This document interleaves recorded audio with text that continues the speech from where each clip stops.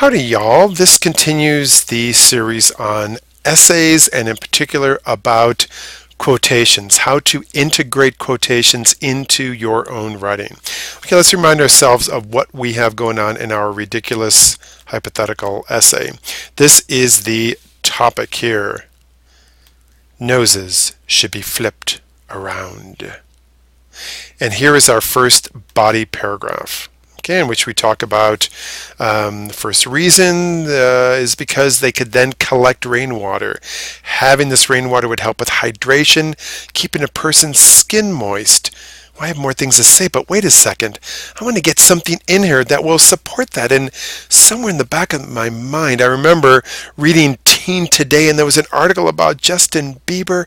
I think by now I have it memorized, but let me go see if I can find it among my stack of thousands and thousands of Teen Today. And sure enough, as I go down here, here it is. It's an article by Midge Rennett in Teen Today, and it's this quote about Justin Bieber. The secret to this teen idol's success is not his looks or his talent, but what he does as soon as he crosses the border back into Canada. He flips his nose around. Into that upturned nose flows fresh Canadian rainwater that turns Justin's sandpaper skin into a surface as soft as a kitten's belly. Well, that's a lovely quote. And I want that in my own writing. So how can I do it? How can I do it? Well, let's just insert it. We can do this with the magic of cut and paste. Yeah. Okay, we'll do that. We'll just stick it in there. That's perfect. And we'll get this information in here as well. But wait a second. No, not quite. It's a long one. And because it's a long one like this, you need special circumstances. And what you need is an indented quote or a block quote. All right, so you treat it a little differently. If it were a small quote, you could just, where did I put that? Okay, here. If it were a small quote, you could just put the quote there, give the words, put the citation afterwards, but no. This one is long, and I want the entire thing in here. So first of all, we have to lead into it in some way. So something like, as we learn about Justin Bieber. Now, there are different ways you can punctuate. I think in this case, I would just put a comma. And now we have to indent quite a bit, in fact. So you hit the tab twice. Bop, bop. Not once, but twice, because once is what a paragraph is, which I should make clear up here. Okay, so you see the difference. Let me draw here. You can see that this right here goes in this amount, but all of this goes in, not just that, but even more. Finally, the arrow comes in handy. All right, so that's one thing, is the amount you go in. Notice that over here, it's all about the same. The right side is not indented, it's all about the same. Also notice that everything is double spaced. It's not condensed or anything like that. A few more strange things though here. And to do that, I have to get this. All right, because it is so unique by the indenting, we don't need, where am I? We don't need the quotation mark. So go back down to the indented quote, get rid of that quote, get rid of that quote.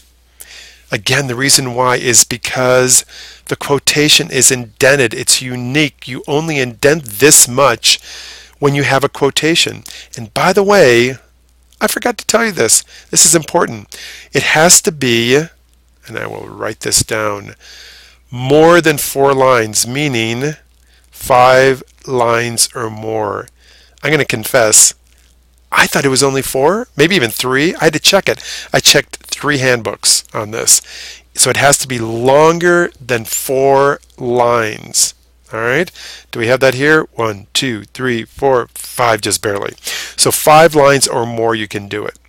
So let's summarize right away. You have a long quote. You have to lead us into it in some way. quote itself down here. Let me get some drawing tools here.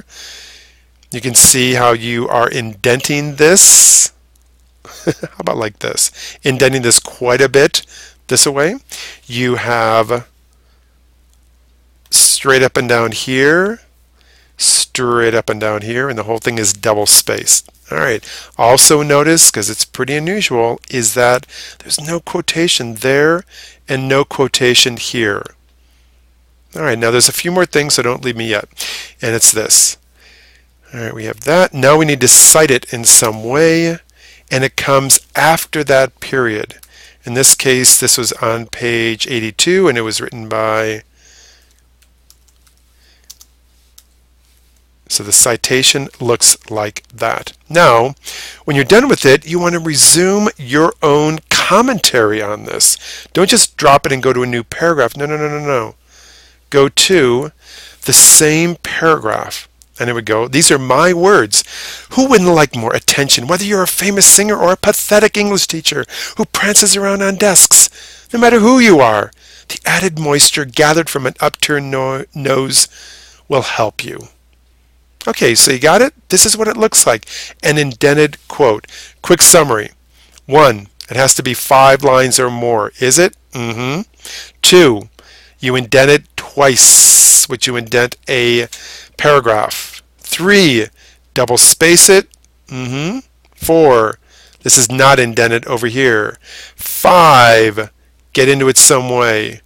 Sometimes with a comma, sometimes with a colon, but never with a period. To get rid of those. And there's no quotation in the beginning or the end. Finally, note that the period comes before the citation. And then comment on this quote back into your words, and this is up against this margin because you're in the same paragraph. Okay, this is really good to learn, so get it down and use it. All right.